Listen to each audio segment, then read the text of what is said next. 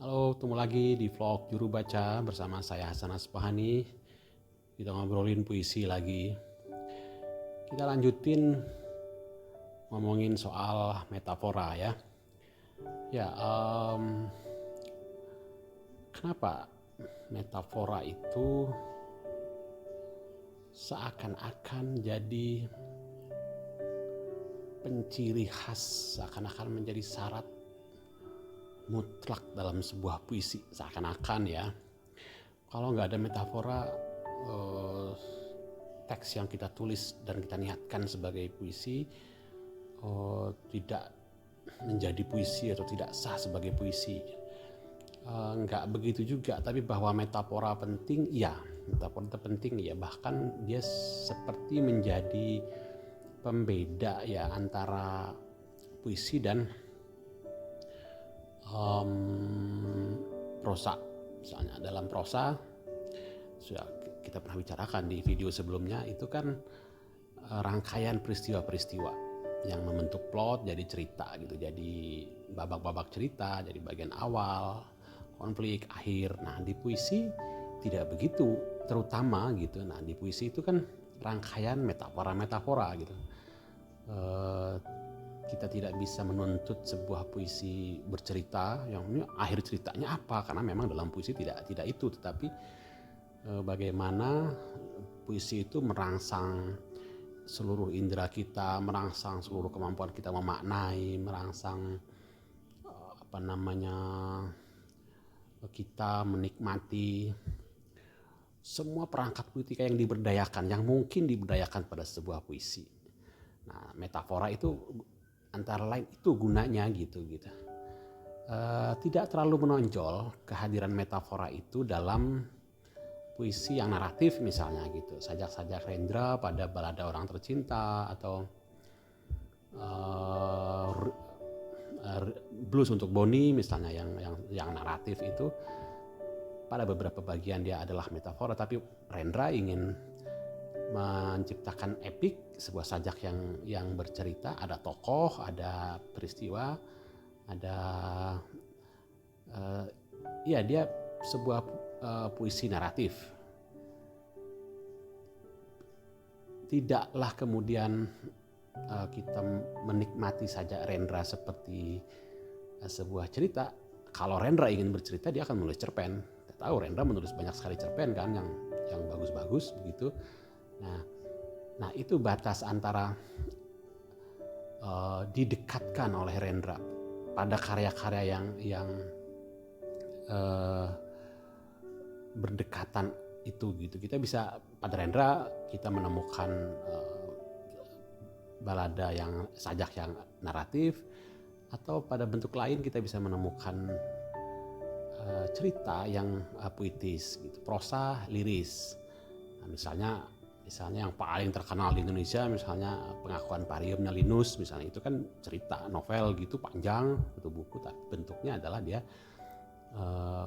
seperti berpuisi, seperti lirik-lirik puisi.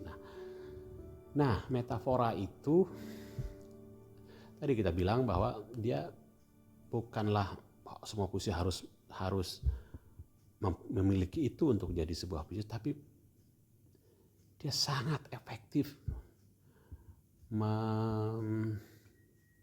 membangun kompleksitas, membangun keringkasan, membangun intensitas, membangun koherensi di dalam puisi. Yang saya sebut tadi itu adalah sifat-sifat yang harus dicapai kalau kita ingin menulis puisi yang berhasil, bukan tidak gagal sebagai puisi. Istilah gagal dan berhasil ini saya sering dipakai oleh Pak Sapardi Djoko Damono sebagai kritikus ketika membahas puisi-puisi di perkembangan puisi-puisi di Indonesia begitu.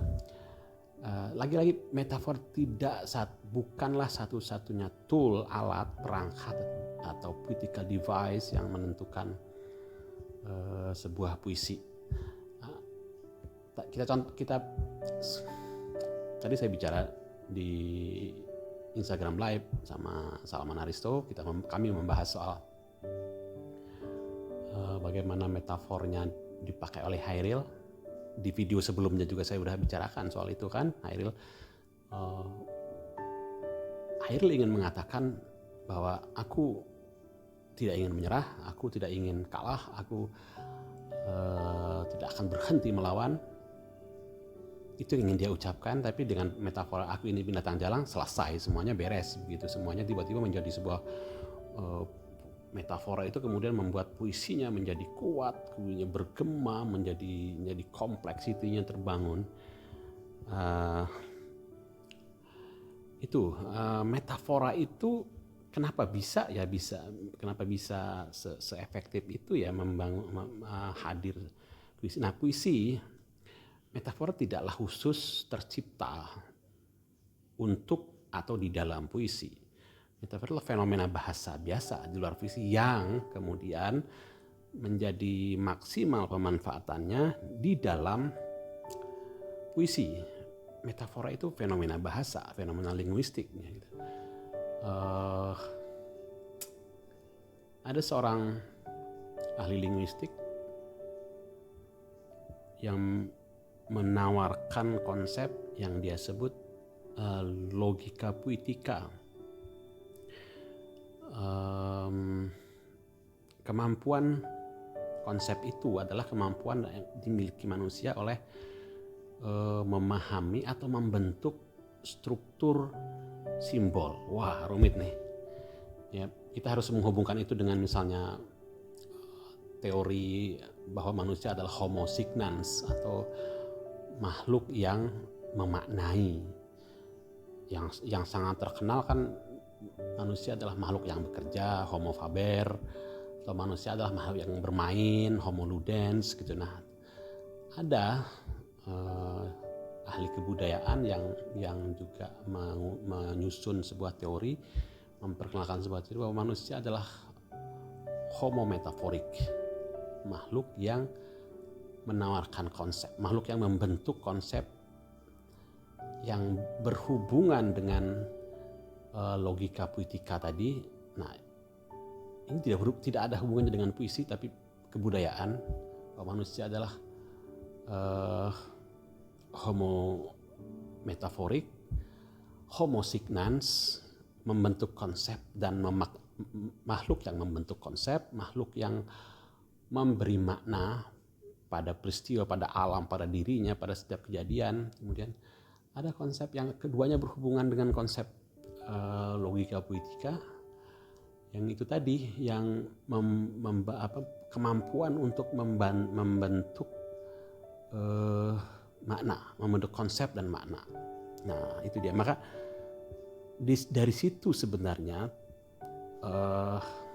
berkembang pemahaman tentang metafora, bahwa ketika saya punya konsep tentang pintu, misalnya pintu adalah bagian dari bangunan yang bisa dibuka dan ditutup. Dibuka ketika orangnya ingin masuk, ditutup ketika si pemilik bangunan rumah misalnya sudah di dalam dan dia ingin merasa aman. Itu konsep pintu yang ada terumuskan atau tidak, yang ada dalam kepala manusia. Itu konsep pintu. Tetapi mungkin tidak terumuskan, tahu aja fungsi, tanpa memikirkan itu kita hanya ingin memahami pintu sebagai benda fungsional. Nah, di dalam puisi konsep itu dijadikan metafora. Ada kesempatan untuk memanfaatkannya menjadi metafora, yaitu dipakai untuk menjelaskan sifat lain yang bukan pintu. Nah, masuk lagi nih teori satu yang namanya homo ludens tadi. Manusia itu adalah makhluk yang bermain-main kan gitu. Nah, metafora dalam puisi kemudian jadi terasa bagi saya sih terutama gitu, jadi terasa seperti sebuah kesempatan untuk bermain-main. Misalnya konsep pintu tadi gitu, saya bisa jadikan metafora untuk apa, misalnya hatiku gitu. Hatiku pintu yang sudah lama tidak saya kunci, menunggu engkau mengetuk dan masuk. Saya dapat puisi itu satu, itu dari memikirkan konsep pintu menjadikannya menjadi metafora untuk hati seperti aku, seperti bangunan, dan hati adalah pintu yang kubuka kututup gitu. Dan kan perasaan si aku dalam puisi yang kugubah tadi, ide puisi tadi itu kan jadinya tertangkap konsepnya oleh pembaca puisi saya kalau puisi itu udah saya tulis gitu. Nah ini agak rumit, ini memang pembicaraannya soal puisi, tapi kira-kira begitu tuh gitu. Jadi pada bagian video pertama misalnya saya bicara mungkin praktis gitu, ini pun sebenarnya masih praktis juga, tapi saya mencoba memberi latar belakang teori ya yang mudah-mudahan tidak terasa seperti kuliah karena saya bukan dosen, ini ngoceh aja gitu dari berdasarkan pengalaman saya menulis puisi. Nah, apa gunanya sih memahami itu? Buat saya gunanya adalah saya jadi asik bermain-main gitu. Saya jadi asik mengamati, memberi makna pada semua hal. Saya jadi jeli melihat peta, saya membayangkan konsep peta, melihat saklar lampu, melihat topeng, melihat topi, melihat macam-macam. Saya kemudian